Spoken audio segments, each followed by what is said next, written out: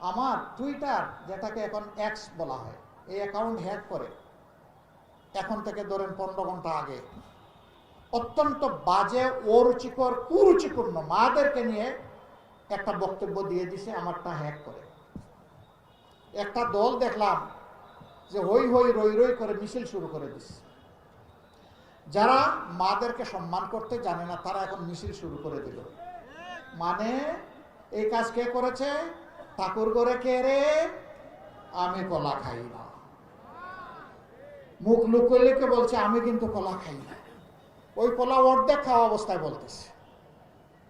সাবধান করে দিচ্ছি, এ কাজ করবেন না।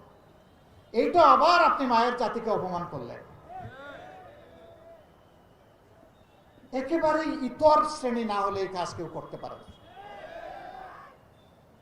আরে ভাই, আমার বক্তব্য, আমার কর্মসূচি, আমার পরিকল্পনাকে তুমি তোমার বক্তব্য, আদর্শ, কর্মসূচি, পরিকল্পনা দিয়ে মোকাবেলা করো। এই চূড়াই পথে, নোংরা পথে কেন?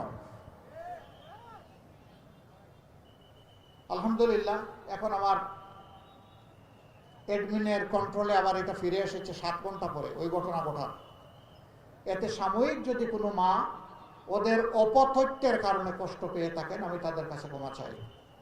আবার আপনারা ভাই সাবধান, লিখে দিয়েন না যে ওনার টুইটারে উনি বাজে মন্তব্য দেওয়ার জন্য উনি আবার ক্ষমা চেয়েছেন।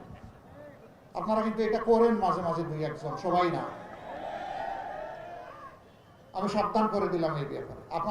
আমার বক্তব্য পছন্দ না হয় সব কিছু আপনার পায়ের তলে ফেলে দিয়েন, কিন্তু আমার বক্তব্য আপনার মতো করে দিবেন নাকি? আমার বক্তব্যটা আমার মতো করে দিবেন, যেমনটা আমি বলেছি। আমি প্রায় জায়গায় দুঃখের সাথে দেখি 2-1টা মিডিয়া এটা টুইস্ট করে, বাকিরা এটা নিয়ে কাড়াকাড়ি করে ঝাঁপাইয়ে পড়ে। আরে ভাই, আপনারা তো জাতির বিবেক হে ভাই। আর মিডিয়া হচ্ছে জাতির আয়না বা দর্পণ। জাতিটাকে বাঁচান ভাই, অনেক হয়েছে। আসুন এবার সবাই মিলে দেশটাকে ইতিবাচক ধারার রাজনীতির দিকে নিয়ে যায়। শিয়া বাটার ও ভিটামিন ই সমৃদ্ধ লিলি বিউটি সোপ, তারুণ্যময় উজ্জ্বল ত্বকের জন্য। রিমার্ক